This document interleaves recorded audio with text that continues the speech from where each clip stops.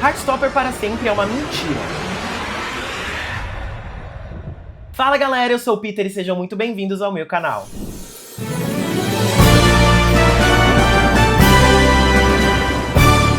Aqui no One More Peter Pan a gente vai falar muito sobre filmes, séries, livros, animes e tudo que estiver rolando de melhor no mundo do entretenimento. Então, se você curte muito tudo isso, não deixa de se inscrever no canal, ativar o sininho para não perder nenhum upload, deixar o seu like e, é claro, vir bater boca comigo nos comentários. Mas vamos lá, um dos comentários que eu mais ouvi de quem assistiu Heartstopper, todas as 3 temporadas da série, ou quem assistiu o filme que encerra a história da série aqui, Heartstopper para sempre, que foi lançado recentemente ali no Netflix, é que as pessoas falam que a série, o filme, é tudo uma grande mentirada, que não corresponde à realidade, que é tudo um grande conto de fadas fantasioso, entre outros comentários. E eu acho muito natural, principalmente quando pessoas LGBTs fazem esses comentários. Porque a gente cresceu no mundo, e aí falando da minha geração, né, a geração millennial, pós-crise do HIV e AIDS, pós-pandemia do HIV e AIDS, que a gente pode colocar dessa forma, em que a esperança era um artigo de luxo. Então a maioria das obras que a gente assistiu, leu, ouviu, sendo LGBT, sempre acabava em HIV e AIDS, acabava em suicídio, acabava em morte, acabava em alguma grande tragédia, é isso que eu quero dizer. O que é completamente normal, porque a arte sempre vai refletir um recorte de tempo, um recorte de espaço e um recorte de grupo de pessoas. Então, a produção audiovisual do início dos anos 90, no início dos anos 2000 ali, era sempre nesse viés mais trágico quanto o assunto era personagens e protagonistas LGBTs. E não me entendam mal, essas obras elas são extremamente importantes para a gente conhecer a nossa história, para a gente entender as dificuldades da nossa comunidade como um todo, para a gente entender o nosso presente é preciso a gente entender esse passado. Então são obras incríveis e que eu amo igualmente as obras que eu vou comentar aqui. Mas a gente tem tido um movimento, principalmente aqui nos anos 2020 para frente, ou até 2015 para frente, se a gente quiser ser um pouco mais otimista, de histórias com personagens LGBTs que tenham finais diferentes, finais felizes, finais mais esperançosos, coisas com as quais a gente não estava tão acostumados no audiovisual. E acho que Heartstopper dá essa incomodada na comunidade LGBT como um todo, justamente por causa de tudo isso, por causa do nosso histórico, por causa da nossa bagagem, por tudo que a gente já consumiu antes disso e, é claro, pela realidade que a gente tem hoje. Mas embora na superfície Heartstopper pareça uma obra muito fantasiosa, muito continho de fadas, ela abrange temas muito importantes, principalmente para os jovens agora da geração Z. Mas para além da superfície, Heartstopper também aborda temas extremamente importantes ao longo das suas temporadas e ao longo desse último filme. Embora as 2 primeiras temporadas tenham esse tom bem mais leve, muito focado no amor infanto-juvenil, muito focado nas relações românticas e de amizade que esses personagens têm, desde o início a série dá indícios pra gente de que outros temas vão ser abordados. Então acho que a partir principalmente da 3ª temporada, a gente tem um ganho de qualidade e de realidade, peso de realidade muito maior na narrativa. E aí eu quero falar um pouquinho de cada um dos principais personagens aqui de Heartstopper, pra gente ir desmistificando essa coisa de ser uma mentira e de ser um conto de fadas. Então, o primeiro personagem que eu quero trazer aqui é o personagem do Charlie, que é o principal protagonista aí da obra como um todo. Então, o Charlie, a gente tem uma abordagem bem leve do bullying que ele sofreu quando ele foi tirado do armário ali no contexto da escola e todo mundo descobriu que ele era gay. Então a gente tem essa prévia de bullying de uma forma mais leve sendo colocada nas 2 primeiras temporadas, mas o estopim dessa situação acontece na 3ª. Porque a gente entende na 3ª temporada o peso real que esse bullying teve na vida do Charlie. Então o Charlie ele descobre que ele tem um transtorno alimentar e que ele tem TOC.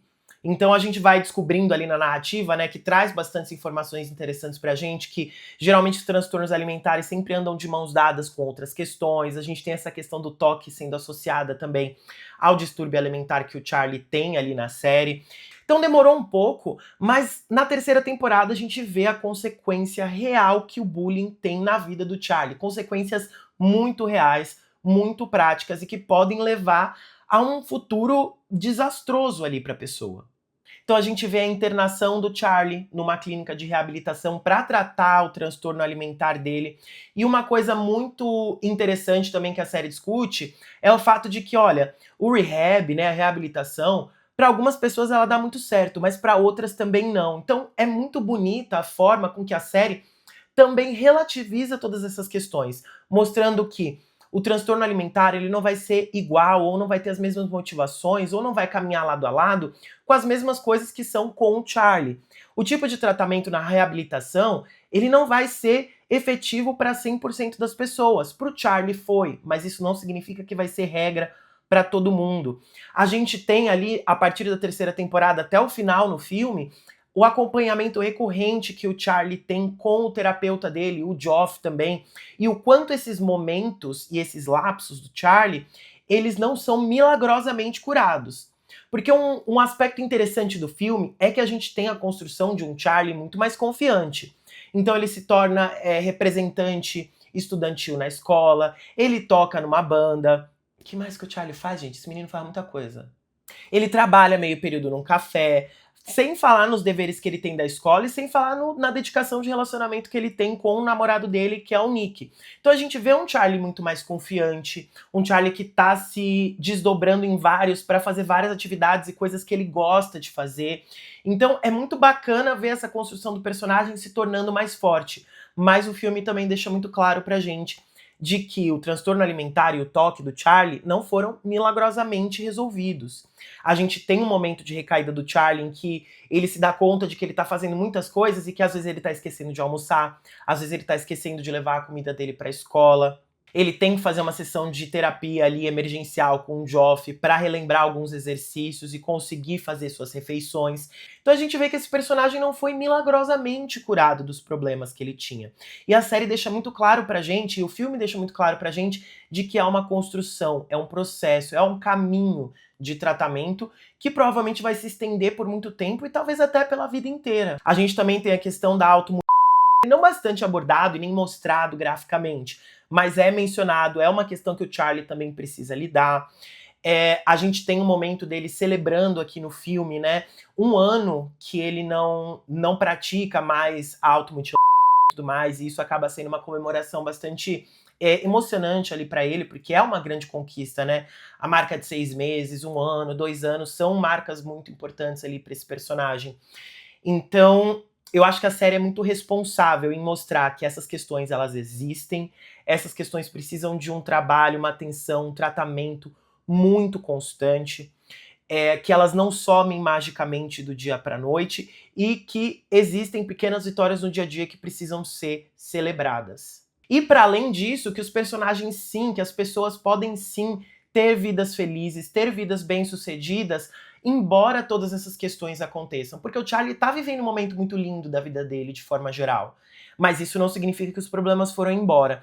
Então eu acho a série muito responsável, acho a série muito honesta, principalmente no trabalho que ela fez aqui com o Charlie, que é o principal protagonista.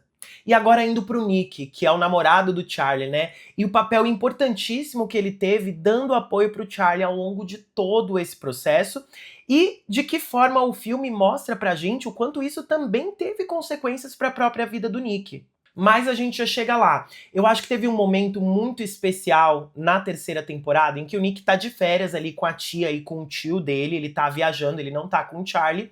E aí ele conversando com a tia, ele fala que acha que o Charlie tem algum tipo de distúrbio alimentar e tudo mais. E ele expressa pra ela que ele quer muito estar lá por ele, que ele quer ajudar, mas que ele sente muito medo e que ele não sabe como ele pode ajudar o Charlie. E aqui, a tia dele, cara, os personagens adultos em Heartstopper, eles fazem poucas aparições, mas eu acho que principalmente a mãe do Nick e a tia do Nick ao longo das temporadas, elas tiveram momentos muito importantes e falas muito importantes. E aí a tia do Nick vira pra ele e fala: às vezes uma pessoa vai precisar de mais ajuda do que uma só pessoa pode dar. E principalmente do que o seu namorado de 16 anos pode dar. E que conselho maravilhoso, que fala sensível de estar nessa série. Porque é exatamente isso. É impossível, por mais que seja um namorado, um marido, uma esposa, um irmão, mãe, pai, às vezes as pessoas, e na maioria das vezes, as pessoas precisam de mais ajuda do que uma pessoa só pode dar. E a série sempre traz pra gente a importância de ter essa rede de apoio. Até porque o Charlie, ele não tem só o Nick, ele tem a mãe, ele tem o pai, ele tem a Tori, que é uma irmã maravilhosa, ele tem um grupo de amigos, ele tem um terapeuta e ele tem o Nick. Então a série é o tempo todo mostrando pra gente o quanto ter uma rede de apoio é importante. A rede, não uma pessoa só. Que eu gosto muito porque a gente não cai naquele clichê do namorado perfeito que vai salvar o namorado sensível de todos os problemas, porque essa não é a realidade da vida. Então acho que é um momento muito importante aqui pro Nick entender que ele não vai conseguir resolver todos os problemas do Charlie, por mais que ele o ame muito e queira muito ajudar, e que, sim, ele pode ajudá-lo da melhor forma possível, mas o Charlie também vai precisar da ajuda de outras pessoas. E aqui no filme Heartstopper para Sempre, a gente tem um desenvolvimento psicológico muito maior do Nick. Muito maior do que o do Charlie, eu diria, no filme em si. Porque a gente entende o quanto o Charlie não ter estado bem afetou o Nick de forma profunda também. E vou dar alguns exemplos. Eu não lembro ao certo se foi no final da terceira temporada ou se foi ali no comecinho do filme. O Nick tá tendo uma conversa com a Tara e a Tara fala pra ele, cara, tá tudo bem você admitir que tudo que o Charlie passou também te afetou, também te deixou mal, também te deixou triste. Porque é isso, parece que o Nick, ao longo do filme, ele tá sempre segurando as emoções, ele sempre precisa se colocar nessa posição de namorado perfeito, de grande herói, de filho perfeito, principalmente. E isso vai ser discutido bastante ao longo do filme. Então ele tá sempre guardando, parece, os seus problemas pra si mesmo e se colocando nessa posição de que os problemas dele, ele tem que resolver sozinho. Então, no filme a gente vai entendendo o quanto o estado mental que o Charlie estava tratando e estava vivendo ali naquele momento afetou profundamente o Nick. E vou além, né? No filme teve um momento em que o Nick acorda e ele começa a chorar, ele fica muito triste. E o Charlie pergunta: "O que que foi?" E aí ele vira e fala: "Eu sonhei que você tinha morrido."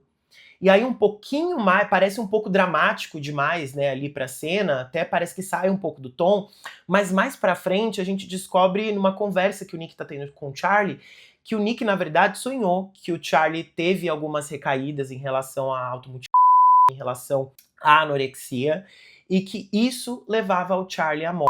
Então, é uma preocupação muito válida, porque ele sabe o quanto o namorado dele tá passando por essas questões, o quanto elas são sérias e o quanto isso pode ter consequências sérias na vida de uma pessoa. Então isso também vai gerar ansiedade no Nick e mais tarde no filme ele vai conseguir se abrir mais com o Charlie em relação a isso, em relação aos seus próprios sentimentos. É um embate constante no filme, o Charlie tentando entender o que tá se passando com o Nick, porque o Nick tá mais distante, ele tá diferente, o Charlie sente que ele tá segurando muitos sentimentos e ele tenta encontrar uma maneira de conversar com o Nick sobre isso, e o Nick ele se encontra muito resistente. Até que em determinado ponto eles conseguem se abrir mais um com o outro e o Nick consegue falar mais sobre essas suas questões. E quando o Nick consegue falar mais sobre si mesmo, ele consegue ter uma série de reconciliações com as pessoas ao redor e consigo mesmo. Então ele consegue se abrir mais com seu namorado, ele consegue conversar com o irmão dele, né, que o irmão dele é sempre uma peça que parece que tá tentando irritar o Nick de toda forma, que sempre faz comentários babacas em relação ao Nick ou em relação ao Charlie aqui. Mas a gente também conhece um pouquinho mais do David e entende que o David também sabe que o pai dos dois, por exemplo, não foi um pai bom, que ele foi um pai ausente, que ele não estava lá tanto pro Nick quanto pro próprio David. E o David deixa claro pro Nick de que não é um sofrimento que somente o Nick tem. E acho que nesse momento o Nick, nesse filme, ele consegue criar mais empatia e se aproximar de determinada forma ali do irmão, também não só dando espaço pro irmão entender mais ele, mas também ele mesmo entendendo um pouco mais o próprio irmão. Os dois se dão esse espaço e a gente entende que uma empatia maior começa a brotar ali na relação dos dois, que eu achei muito bonito. E o Nick também fala, numa conversa com a mãe dele, sobre o quanto o pai dele foi ruim, e a mãe dele traz muito isso à tona, de que, cara, Nick, você sempre quis ser o filho perfeito, você arrumava o cabelo igual ao cabelo do seu pai, você sempre ficava esperando ele na janela, mas ele nunca chegava, você sempre tentou ser o filho perfeito pro seu pai, esperando que ele te desse amor, atenção e a presença dele em troca. Por que que a mãe dele tá falando tudo isso pra ele? Porque ele tá se colocando nessa posição de ter que ser o namorado perfeito pro Charlie, porque o Charlie precisa. E a mãe dele fala: o Charlie vai te amar independentemente das suas falhas, dos seus defeitos. Você não precisa ser uma pessoa perfeita. O Charlie vai amar a versão imperfeita sua também. Por isso que ela fala do histórico que o Nick teve com o pai dele e tudo mais. Então, novamente, uma aparição de um personagem adulto aqui que não é muito recorrente, mas é bastante interessante a maneira como essas conversas acontecem, o quanto elas são importantes, o quanto a rede de apoio dos adultos também é muito importante nessa fase da vida, né? Seja do irmão mais velho, seja da mãe, seja do pai, seja de uma tia, enfim. O quanto o papel da família, com um olhar mais maduro sobre essas situações, pode ser rico para essas pessoas mais jovens. Então, foi um momento bastante sensível aqui e um desenvolvimento muito bacana que o Nick teve ao longo do filme.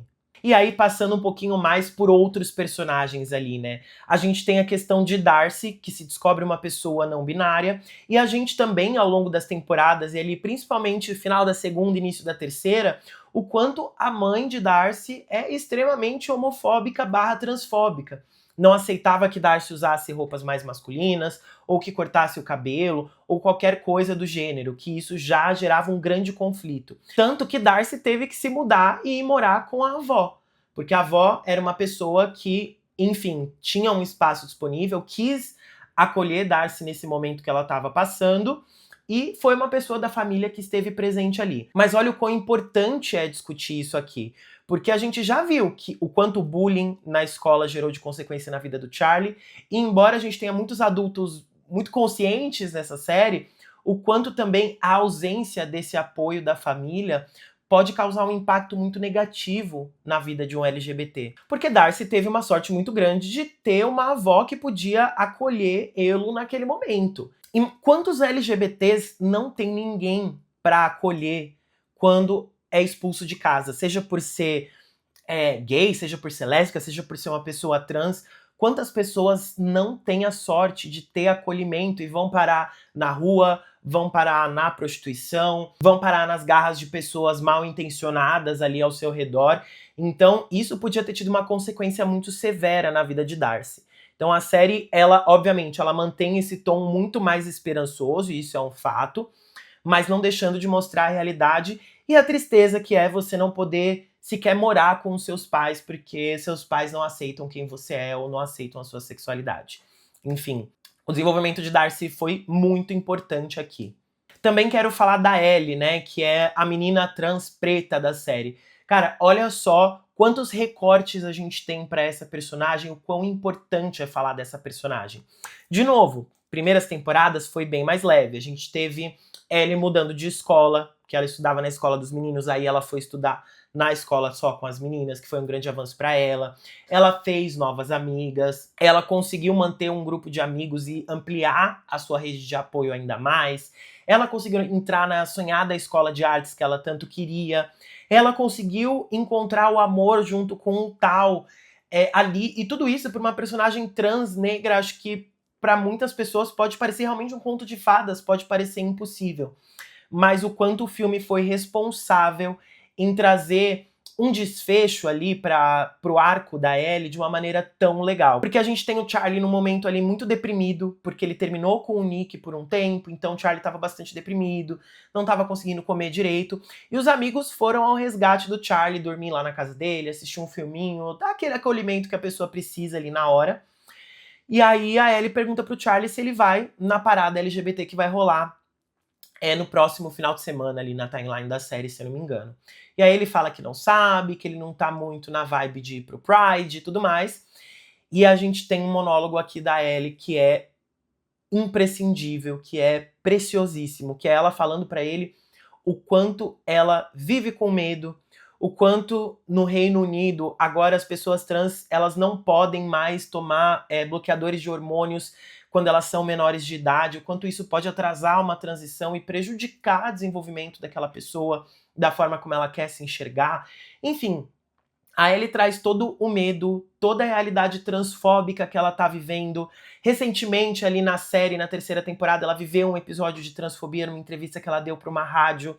Então ela fala que ela tá com muito medo e que se é pro Charlie ficar chorando o dia inteiro durante a parada, ela não se importa, mas que ela precisa muito que o amigo dela esteja com ela e marche com ela na parada LGBT. e o quão importante foi essa cena também pra gente sair um pouquinho do mundinho do protagonista, que apesar de todos os pesares, ainda assim é um menino branco, cisgênero, de classe média alta e que tem todos os privilégios que a Ellie não tem enquanto uma pessoa trans e preta. Então foi muito importante ela também dar esse choque de realidade no Charlie, de, tipo, te acolho como amiga, não me importa se você ficar chorando o dia inteiro, mas eu preciso de você lá comigo. De novo, reforçando a importância da presença dessa rede de apoio. Não é uma pessoa, não são duas pessoas, é uma rede, é uma parada LGBT inteira que precisa estar junta para reivindicar o mínimo da nossa existência. Então é uma cena muito tocante, eles terminam todos se abraçando ali, é bastante tocante, muito sensível e, de novo, muito responsável da série colocar ali. A gente também passa de uma maneira muito superficial aqui na saga Heartstopper pela assexualidade, com o Isaac e com a Tori representando duas vertentes diferentes ali de assexualidade, se eu posso colocar dessa forma. Então a gente tem o Isaac sendo uma pessoa assexual e aromântica, e como ele navega esse grupo de amigos em que todos estão apaixonados, todos estão namorando, o quanto ele também acaba por muitas vezes se sentir sozinho por ser uma pessoa assexual e aromântica, mas também o quanto ele entender isso sobre ele, entender a questão da sexualidade dele, foi importante para que ele também pudesse se libertar desses outros paradigmas, estruturas, modelos de relacionamento que estavam à volta dele. Então, acho que foi um desenvolvimento também muito sensível e muito importante. E, de novo, o quanto essa rede de amigos foi importante pro Isaac ali, ao longo de todas as temporadas e ao longo do filme como um todo. E a gente também explora um outro lugar da assexualidade, que é a pessoa assexual e romântica, que é o caso da Tori, porque embora ela se assume como uma pessoa assexual pro Charlie aqui no filme, mas ela tem um relacionamento com o Michael. E aí é muito interessante nesse diálogo que eles têm, né? Eles estão assistindo um campeonato que o Michael tá participando de patinação de velocidade, eu não sei ao certo o nome da modalidade esportiva. Eles estão assistindo o Michael praticar ali, e eles estão tendo essa conversa, a Tori se assume assexual, e ela traz uma reflexão muito bacana pra gente, de que ela e o Michael são ela e o Michael, e que eles não precisam seguir outros modelos de relacionamento. Até porque a Tori dá a entender que o Michael é gay, na realidade. A gente não tem um aprofundamento maior ali no personagem do Michael, mas ela fala, cara, eu sou assexual, ele é gay e tudo mais, e esse é o relacionamento que a gente escolheu ter. Então nós somos a Tori e o Michael e a gente não precisa se enquadrar em outros tipos de relacionamento ou no tipo de relacionamento que você tem com o Nick. A gente tá feliz do jeito que a gente é. Então, olha que legal, por mais que a gente não explore o tipo de relacionamento da Tori e do Michael mais a fundo, como a gente quebra também essa ideia de que existe um tipo de estrutura de relacionamento específica que todo mundo tem que seguir. Um tipo de fórmula para que as coisas deem certo e sejam consideradas um relacionamento. Então acho muito legal esse contraste de pessoas assexuais trabalhadas no personagem da Tori e do Isaac, com abordagens distintas, embora os personagens não tenham tanto tempo de desenvolvimento. Eu acho que o pouco que a gente navegou junto aqui com eles e na psique deles foi bastante interessante e tem um ganho enorme para a audiência como um todo. Talvez Heartstopper seja a série / produção audiovisual que mais trabalha a sopa de letrinha LGBTQIAPN+, como um todo, né? Então, a gente tem personagens de diversas sexualidades, identidades de gênero aqui, vivendo cada um os seus conflitos, dentro do seu recorte socioeconômico, temporal, de faixa etária, de gênero, enfim, todos os recortes que todo mundo vai ter, inevitavelmente, ali, mas ainda assim de uma forma muito sensível e, de novo, responsável. A gente tem outros conflitos aqui de outros personagens que a gente é mais en passant e não tem tanto a ver com sexualidade e identidade de gênero, como é o caso da Tyra, que é o quanto a ausência paterna, né, do Tal afetou a vida dele e as relações dele. Então o Tal é sempre essa pessoa que acha que as pessoas ao redor dele vão abandoná-lo de alguma forma, principalmente no filme, em que ele e a Ellie acabam terminando, porque ela vai estudar artes em outro país. Então o Tal é essa pessoa que constantemente tem esse medo de ser abandonado, por ter perdido o pai muito cedo. Então o pai dele acabou morrendo, ele perdeu o pai muito cedo, e o quanto essa ausência paterna por essa perda gerou esse medo da ausência, esse medo de estar sozinho, enfim, tudo isso. é um pouco mais superficialmente tratado aqui, mais nos detalhes, mas também é uma reflexão bastante sensível. E a gente também tem a questão da Tara, né? Que é aquela estudante perfeita, nota 10 em todas as matérias, que todo mundo espera que vai estudar em Oxford, que vai fazer uma carreira brilhante, e lá. E quanto essa pressão também de ser tão jovem, ter que escolher um curso universitário tão cedo, escolher o que você vai fazer pelo resto da vida tão cedo, pode ter uma pressão esmagadora em cima de um adolescente, em cima de um jovem adulto. E tanto que no final a Tara decide fazer um mochilão com o Darcy e tirar um ano sabático ao invés de ir direto para a universidade. Que é o que eu acho que, obviamente, a gente está falando de uma situação de extremo privilégio, não é todo mundo que tem o privilégio de poder parar um ano para ir viver aventuras, para viver um sabático, existem questões econômicas, existem questões geográficas. Quando a gente fala em Brasil ainda nem se fala, que o abismo socioeconômico é ainda maior. Mas, de novo, é muito interessante o quanto a Tara, o personagem da Tara vai para longe do estereótipo. Ela decide parar tudo e fazer esse mochilão com Darcy e refletir um pouco mais sobre o que ela quer fazer pro resto da vida.